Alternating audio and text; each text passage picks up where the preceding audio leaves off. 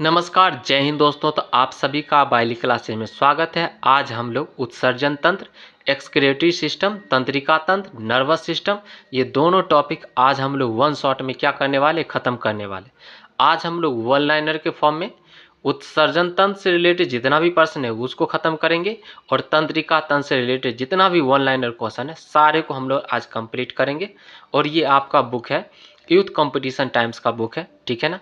और ये इसमें वन लाइनर के फॉर्म में सारे टॉपिक को क्या किया गया है, डिटेल से दिया गया है, ठीक है ना। तो आज का अपना टॉपिक रहने वाला है उत्सर्जन तंत्र, तंत्रिका तंत्र। दोनों को आज हम लोग एकदम पूरे शॉर्ट करेंगे, पूरा कंप्लीट करेंगे, ठीक है। तो चलिए बढ़ते हैं अपने महत्वपूर्ण पॉइंट की तरफ। तो चलिए स्टार्ट करते हैं उत्सर्जन तंत्र से रिलेटेड महत्वपूर्ण बिंदु। मानव के उत्सर्जन तंत्र में शरीर के कौन से अंग भाग लेते हैं? तो वृक्क हो गया, किडनी, फेफड़ा, त्वचा, यकृत व आंत भाग लेती है। मनुष्य एवं अन्य स्तनधारियों में कौन मुख्य उत्सर्जी अंग होता है? आपका वृक्क, किडनी मुख्य उत्सर्जी अंग होता है। वृक्क किस आकार का होता है? वृक्क आपका सेम के बीज के समान होता है। वृक्क की अवस्थिति कहाँ होती है?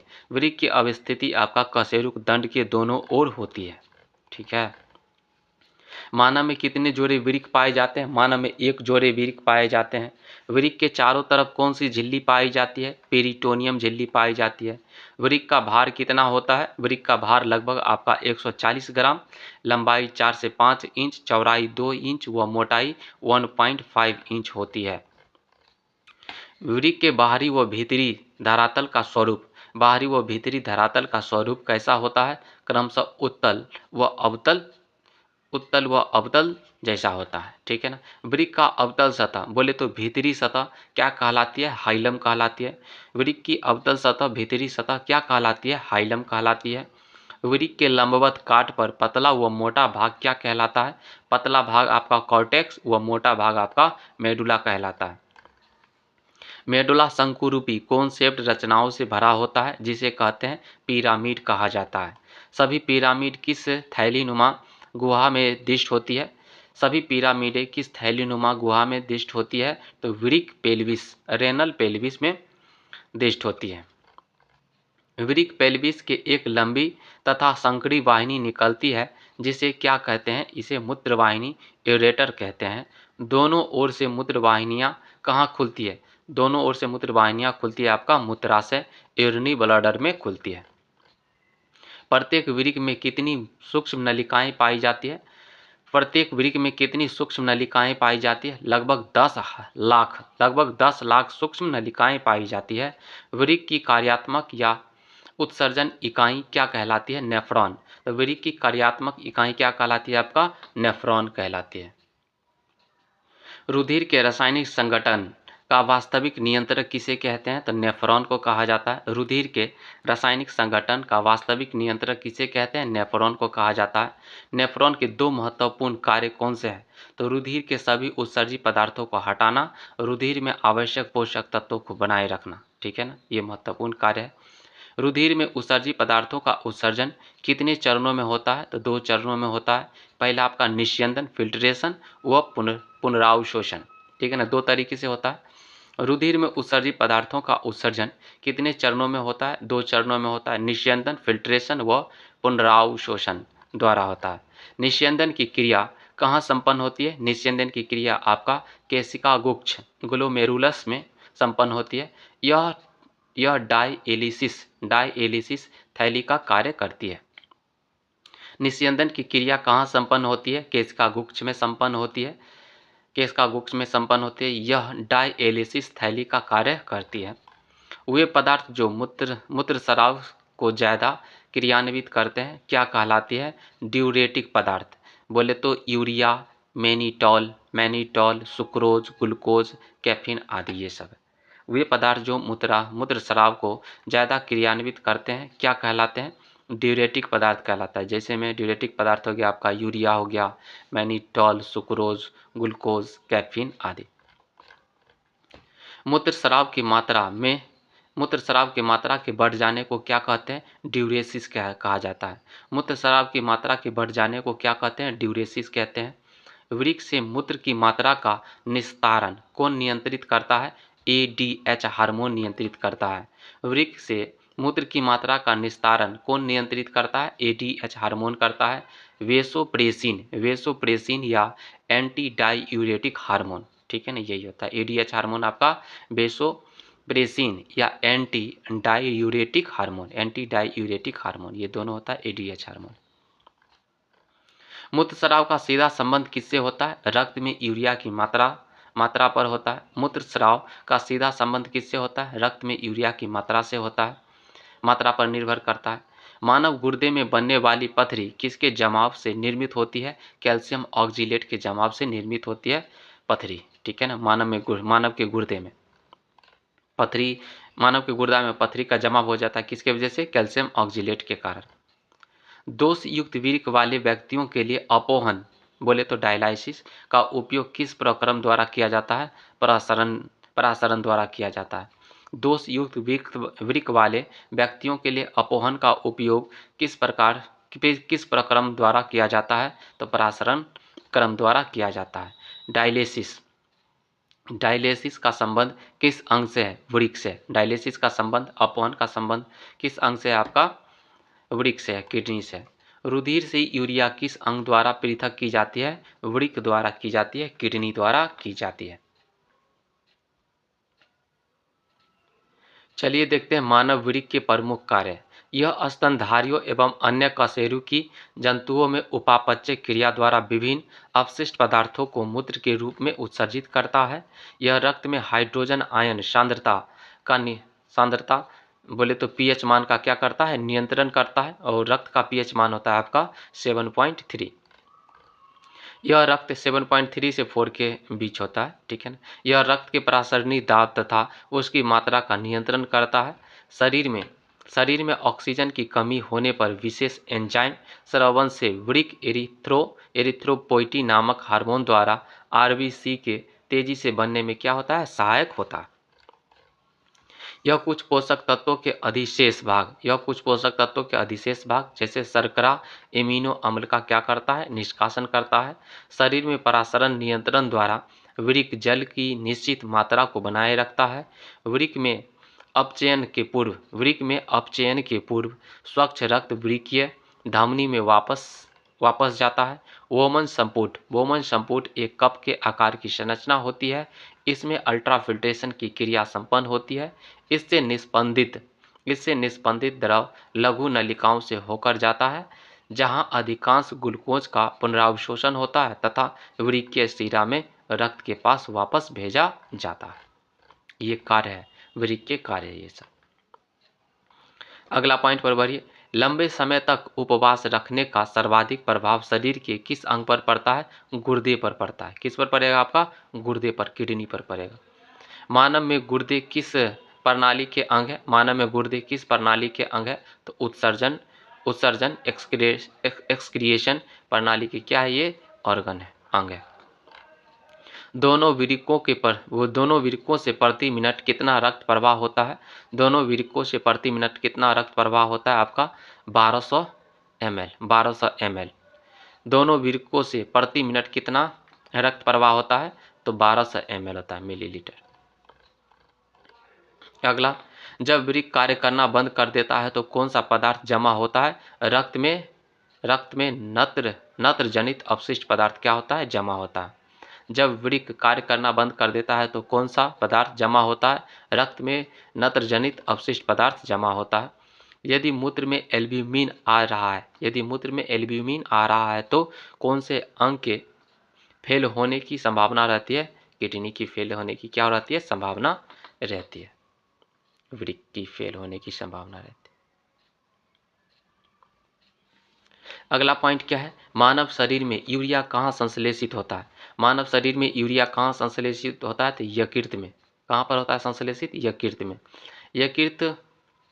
यकृत कोशिकाओं में अमोनिया तथा CO2 मिलकर ऑनिर्थिन चक्र द्वारा यूरिया का निर्माण करता है। एल्कोहल के निराविशन के लिए कौन सा अंग उत्तरदायी है? आपका यकृत उत्तरदायी है। एल्कोहल लेने से शरीर की क्रियाविधि पर क्या प्रभाव पड़ता है? एल्कोहल लेने से शरीर की क्रियाविधि पर क्या प्रभाव पड़ता है? मूत्र त्याग की बारंबारता क्या हो जाती है? बढ़ जाती है। एल्कोहल पीने से शरीर में वेसोप्रेसिन की मात्रा कम हो जाती है। एल्कोहल पीने से शरीर में वेसोप्रेसिन की मात्रा कम हो जाती है। अगला पॉइंट है डायबिटीज से संबंधित सही तथ्य कौन कौन है, चलिए देखते हैं। डायबिटीज उदक में, डायबिटीज बोले तो उदक में वाले व्यक्ति को प्यास अधिक लगती है। डायबिटीज जिसको होगा ना उसको प्यास बहुत ज़्यादा लगेगा। डायबिटीज उदक में वाले व्यक्ति वेसोप्रेसिन के निम्न स्राव से ग्रस्त होते हैं। डायबिटीज वाला जो व्यक्ति होगा वेसोप्रेसिन के निम्न स्राव से क्या होता है? वो ग्रस्त होता है। अगला पॉइंट पर बढ़िए। त्वचा की कौन सी ग्रंथियां सीवम, त्वचा की कौन सी ग्रंथियां सीवम व पसीने का स्राव करती है? क्रमशः तैलीय ग्रंथियां व श्वेत ग्रंथियां सीवम व पसीने का क्या करती है? स्राव करती है त्वचा से। अगला है त्वचा तल के नीचे विद्यमान वसा किसके विरुद्ध अवरोधक का काम करती है? शरीर की ऊष्मा के क्षय के विरुद्ध अवरोधक के रूप में कार्य करती है। त्वचा तल के नीचे विद्यमान वसा किसके विरुद्ध अवरोधक का काम करती है? तो आपका शरीर की ऊष्मा के क्षय के विरुद्ध कार्य करती है। पसीने का मुख्य उपयोग क्या है? तो पसीने का मुख्य उपयोग है शरीर के तापमान को नियंत्रित रखता है, ठीक है ना। तो शरीर के ताप को नियंत्रित रखना। अगला पॉइंट पर बढ़िए। मूत्र की संरचना एवं प्रकृति के बारे में चलिए देखते हैं। यह पारदर्शी एवं हल्के पीले रंग का द्रव होता है। पीला रंग हीमोग्लोबिन के अपघटन से निर्मित यूरोक्रोम नामक वर्णक के कारण होता है। तो मूत्र का हल्का पीला रंग किसके वजह से होता है? यूरोक्रोम नामक वर्णक के कारण होता है। अगला पॉइंट, सामान्य व्यक्ति में 24 घंटे में लगभग 1.5 लीटर मूत्र बनता है। मूत्र का जो पीएच मान होता है 4.5 से 8.6 के मध्य होता है। ताजे मूत्र की प्रकृति अम्लीय होती है। ताज़ा मूत्र की प्रकृति क्या होती है? अम्लीय होती है। इसका आपेक्षिक घनत्व जल से अधिक होता है। इसमें जल आपका जो मूत्र होता है ना, मूत्र में जल 96% जल होता है, यूरिया 2% होता है, प्रोटीन, वसा, शर्करा एवं दूसरे कोलाइड्स 1.3% होता है, यूरिया अम्ल आपका 0.5% व अन्य पदार्थ पाए जाते हैं, ठीक है ना। तो यूरिया इसमें कितना पाया जाता है? 2% यूरिया पाया जाता है। यूरिया अम्ल कितना पाया जाता है? आपका 0.5% पाया जाता है। इसमें जल आपका कितना होता है? 96% जल होता है। तो ये सवाल आता है कि मूत्र में यूरिया कितना परसेंट होता है? तो आपका 2% यूरिया होता है। और जल कितना होता है? 96% क्या होता है? इसमें जल होता है।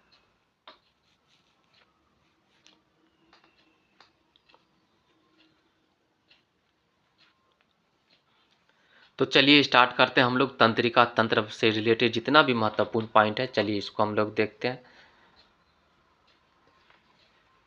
तंत्रिकीय नियंत्रण एवं समन्वय का कार्य किसके द्वारा किया जाता है? तो मस्तिष्क तथा मेरुरज्जु के द्वारा किया जाता है। ये दोनों मिलकर केंद्रीय तंत्रिका तंत्र की स्थापना करती है। कौन सा अंग शरीर का केंद्रीय सूचना एवं प्रसारण अंग है जो आदेश व नियंत्रण की तरह कार्य करता है? तो मानव मस्तिष्क हो जाएगा, मानव ब्रेन हो जाएगा, ह्यूमन ब्रेन। मानव मस्तिष्क किस आवरण से घिरा रहता है? तो मस्तिष्क कोश या क्रेनियम से क्या रहता है? घिरा रहता है। मानव मस्तिष्क किस आवरण से घिरा रहता है? मस्तिष्क कोश या क्रेनियम से घिरा रहता है। मानव मस्तिष्क का औसत भार कितना होता है? लगभग 1400 ग्राम मानव मस्तिष्क का औसत भार होता है। मस्तिष्क कोश या क्रेनियम किस आवरण से घिरा होता है? मेनिनजेज से घिरा रहता है। मस्तिष्क कोश या क्रेनियम किस आवरण से घिरा रहता है? मेनिनजेज से घिरा रहता है। मेनिनजेज आवरण में कितनी परतें पाई जाती है? तो 3 परतें पाई जाती है। एक बाहरी परत बोले तो बाह्य परत आपका ड्यूरामेटर होता है, बाहरी परत को ड्यूरामेटर कहते हैं। मध्य परत को ऑरिक्नॉइड कहते हैं, ऑरिक्नॉइड कहते हैं, और भीतरी परत को पायामेटर कहते हैं। मेनिनजेज आवरण, मेनिनजेज आवरण में कितने परतें पाई जाती है? 3 परतें पाई जाती है। बाह्य परत को ड्यूरामेटर कहते हैं, मध्य परत को ऑरिक्नॉइड कहते हैं, भीतरी परत को पायामेटर कहते हैं। मेनिनजेस तथा मस्तिष्क के बीच कौन सा द्रव पाया जाता है? सेरिब्रोस्पाइनल, सेरिब्रोस्पाइनल द्रव पाया जाता है। सेरिब्रोस्पाइनल द्रव पाया जाता है कहाँ पे? मेनिनजेस तथा मस्तिष्क के बीच में। अगला पॉइंट, सेरिब्रोस्पाइनल, सेरिब्रोस्पाइनल द्रव के क्या कार्य हैं? तो मस्तिष्क को बाहरी आघातों से सुरक्षित रखना व नमी बनाए रखना इसका मुख्य कार्य है। मानव मस्तिष्क से संबंधित सही तथ्य को चलिए देखते हैं। मस्तिष्क हृदय गति को नियंत्रित रखने के लिए उत्तरदायी होता है। मस्तिष्क शरीर के संतुलन के लिए उत्तरदायी होता है। सुई चुभाने पर किस अंग में दर्द महसूस नहीं होता है? तो मस्तिष्क में। हैं? सुई चुभाने पर किस अंग में दर्द महसूस नहीं होता है? मस्तिष्क में।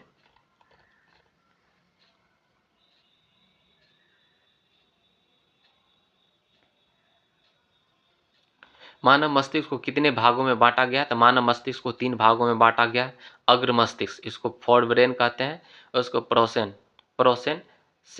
प्रोसेनसेफ्लॉन या फोर ब्रेन कहा जाता है, अग्र मस्तिष्क।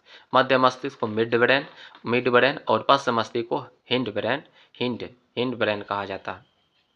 मानव मस्तिष्क में स्मरण क्षमता कहाँ होता है? सेरेब्रम में होता है, सेरेब्रम में। मानव मस्तिष्क में स्मरण, जो याद करने के लिए, कोई चीज़ याद है बहुत दिन से भूल ये नहीं रहा है, ठीक है ना, तो वो कहाँ पर वो स्टोर रहता है?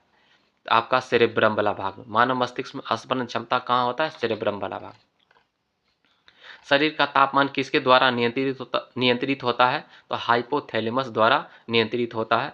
अग्र मस्तिष्क के कितने भाग होते हैं? अग्र मस्तिष्क का 2 भाग होता है, परम मस्तिष्क सेरेब्रम, उसके बाद डाइएन्सेफ्लॉन। अग्र मस्तिष्क का कितने भाग होता है? 2 भाग होता है, परम मस्तिष्क और डाइएन्सेफ्लॉन।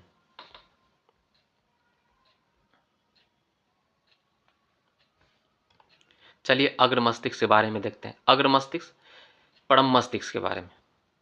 यह मस्तिष्क का सबसे बड़ा भाग होता है, जो मस्तिष्क का लगभग 2/3 हिस्सा होता है। दायां व बायां परम मस्तिष्क गोलार्ध कॉर्पस कैलोसम ग्रंथियां द्वारा जुड़ा रहता है। परम मस्तिष्क गोलार्ध में उभरी हुई अनियमित रचनाओं को गाइरस कहते हैं। परम मस्तिष्क गोलार्ध में उभरी हुई अनियमित रचनाओं को गाइरस कहते हैं। दो गाइरस के बीच अवनमन वाले स्थान को सल्क्स कहते हैं। परम मस्तिष्क वल्कुट सेरेब्रल कॉर्टेक्स।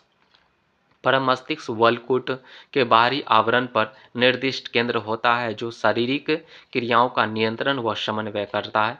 मानव में किसी बात को सोचने समझने की शक्ति, स्मरण शक्ति, कार्य करने की प्रेरणा, घृणा, प्रेम, भय जैसी क्रियाओं का नियंत्रण समन्वय सेरेब्रम द्वारा किया जाता है। सेरेब्रम किसको किसको कंट्रोल करता है बताइए? मानव में किसी बात को सोचने समझने की शक्ति, स्मरण शक्ति, याद रहने की शक्ति, उसके बाद कार्य करने की प्रेरणा, घृणा, प्रेम, भय जैसी क्रियाओं का नियंत्रण व समन्वय सेरेब्रम द्वारा ही होता है। अगला देखते हैं डाइएन्सेफ्लॉन। यह अधिक या कम ताप का आभास, दर्द व रोने की जैसी क्रियाओं का नियंत्रण करता है। डाइएन्सेफ्लॉन क्या करता है बताइए?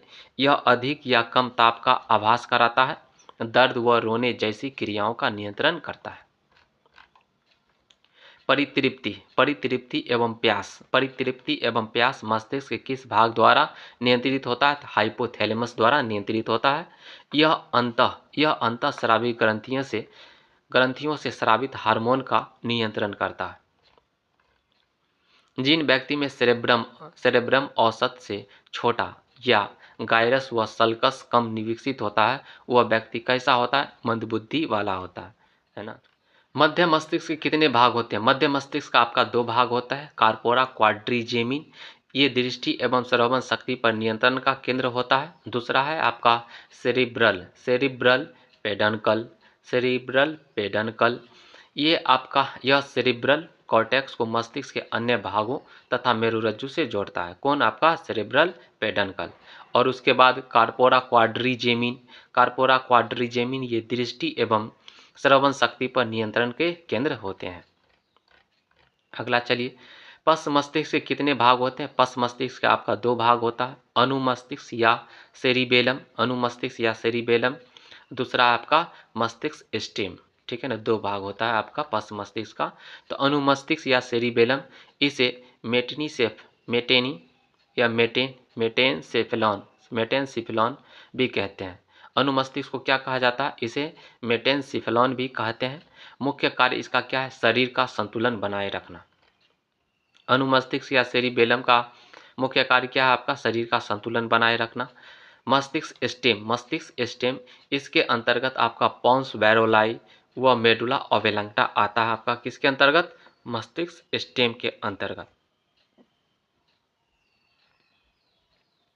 पॉन्स वेरोलाई, पॉन्स वेरोलाई यह श्वसन क्रिया को नियंत्रित करते हैं। पॉन्स वेरोलाई क्या करती है? यह श्वसन क्रिया को नियंत्रित करती है। मेडुला ओब्लांगटा की बात करते हैं तो यह हृदय स्पंदन या हृदय की धड़कन, हार्ट बीट, रक्तचाप, श्वास गति की दर का नियंत्रण करता है। यह विभिन्न प्रतिवर्ती क्रियाओं जैसे खांसना, छींकना, उल्टी करना तथा पाचक रसों की स्राव इत्यादि का नियंत्रण करता है। कौन करता है? आपका मेडुला ओब्लांगटा। अगला पॉइंट पर बढ़िए। मस्तिष्क का कौन सा भाग शरीर के आसन व संतुलन को बनाए रखता है? तो पश्च मस्तिष्क आपका आसन व संतुलन को बनाए रखता है। मेडुला ओब्लांगटा का पिछला भाग क्या बनाता है? तो मेरुरज्जु। क्या बनाता है आपका? मेरुरज्जु। मेरुरज्जु के चारों ओर किसका आवरण होता है? ड्यूरोमेटर ऑक्नाइड, ड्यूरोमेटर ऑक्नाइड व पाइमेटर का आवरण होता है। मेरुरज्जु के मध्य की संकरी नाल क्या कहलाती है? केंद्रीय नाल, सेंट्रल कैनाल कहलाती है। मेरुरज्जु के मध्य की संकरी नाल क्या कहलाती है? केंद्रीय नाल कहलाती है। तंत्रिका नहर कहाँ पाई जाती है? तंत्रिका नहर की बात करते हैं तो रीढ़ की हड्डियों में। स्पाइनल कॉर्ड या मेरुरज्जु मस्तिष्क के पिछले सिरे से होकर इसी कैनाल के अंदर से होता हुआ रीढ़ के अंत तक फैला रहता है। केंद्रीय नाल में कौन सा द्रव पाया जाता है? सेरिब्रोस्पाइनल द्रव पाया जाता है। केंद्रीय नाल में कौन सा द्रव पाया जाता है? सेरिब्रोस्पाइनल द्रव पाया जाता है। मेरुरज्जु के दो प्रमुख कार्य चलिए बताइए। यह प्रतिवर्ती क्रियाओं का नियंत्रण एवं समन्वय करती है। यह मस्तिष्क से आने जाने वाले उद्दीपनों का संवहन करती है। अगला पॉइंट, तंत्रिका तंत्र के प्रमुख कार्य चलिए देख लेते हैं। यह विभिन्न अंगों की भिन्न भिन्न क्रियाओं को संचालित एवं नियंत्रित करती है। यह समस्त मानसिक कार्यों का नियंत्रण करता है। यह जंतु को बाह्य वातावरण के अनुसार प्रतिक्रिया करने में मदद करता है। यह विभिन्न ग्रंथियों एवं ऊतकों के प्रकायों में समन्वय बनाकर शरीर के आंतरिक पर्यावरण का नियमन करता है।